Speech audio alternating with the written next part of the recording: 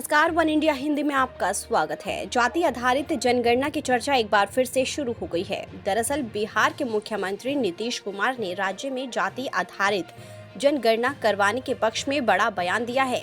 बिहार के मुख्यमंत्री नीतीश कुमार ने कहा है कि कम से कम एक बार जाति आधारित जनगणना जरूर होनी चाहिए, ये सबके हित में है।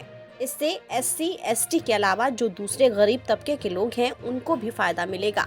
देखिए, आप तो जानते हैं कि 2019 में फरवरी में और 2020 के भी फरवरी में हाउस से हम लोगों ने सर्वसम्मति से प्रस्ताव पारित किया है कि जनगणना जाति आधारित होनी चाहिए। और इसके बारे में तो बराबर आप जानते हैं कि हम लोगों का जो विचार है वो आप जानते हैं 90 से ये दिमाग में बात आई और उसके बारे में हम कई बार बता चुके हैं।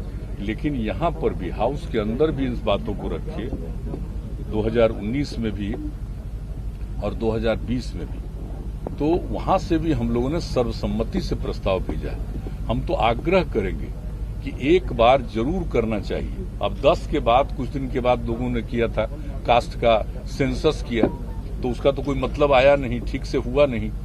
तो जो बन करके तैयार हुआ था 13 में, तो 13 के बाद तो कभी पब्लिश नहीं हुआ कि आखिर किस इलाके में किस जाति की कितनी संख्या है। एक बार जरूर होना चाहिए कास्ट बेस्ड सेंसस, ताकि मालूम हो जाए और जो गरीब गुरबा तबके के लोग हैं, SC, ST के अलावे बाकी जो लोग हैं उनको भी इसका लाभ मिलेगा और पता चल जाएगा कि सही मायने में इनकी संख्या कितनी।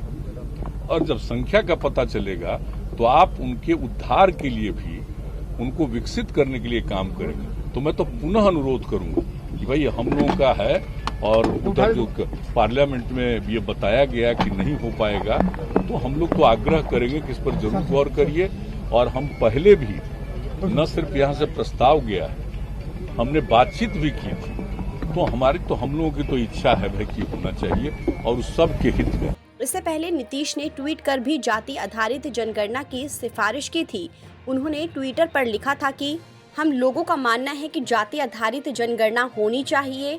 बिहार विधान मंडल ने दिनांक 18 फरवरी 2019 और पुनः बिहार विधानसभा ने दिनांक 27 फरवरी 2020 को सर्वसम्मति से इस आशय का प्रस्ताव पारित किया था। इसे केंद्र सरकार को भेजा गया था। केंद्र सरकार को इस मुद्दे पर पुनर्विचार करना चाहिए। आपको बता दें कि इससे पहले जाति आधारित जनगणना को लेकर तेजस्वी यादव ने केंद्र सरकार पर हमला किया था। उन्होंने कहा था कि बिहार के दोनों सदनों में बीजेपी जातीय जनगणना का समर्थन करती है, लेकिन संसद में बिहार के ही कठपुतली मात्र पिछड़े वर्ग के राज्य मंत्री से जातीय जनगणना नहीं कराने का ऐलान करवाती है। यहाँ उनका इशारा नित्यानंद राय की तरफ था। तेजस्वी ने कहा कि बीजेपी को पिछड़े, अति पिछड़े वर्गों से इतनी नफरत क्यों है। इस दौरान उन्होंने प्रधानमंत्री नरेंद्र मोदी की सरकार पर भी सवाल उठाया। कहा कि मोदी सरकार पिछड़े वर्गों के हिंदुओं को क्यों नहीं गिनना चाहती। क्या उन पिछड़े वर्गों के 70-80 करोड़ लोग हिंदू नहीं हैं? फिलहाल इस खबर में इतना ही। देश और दुनिया की तमाम खबरों के लिए आप बने रहिए वन इंडिया हिंदी के साथ।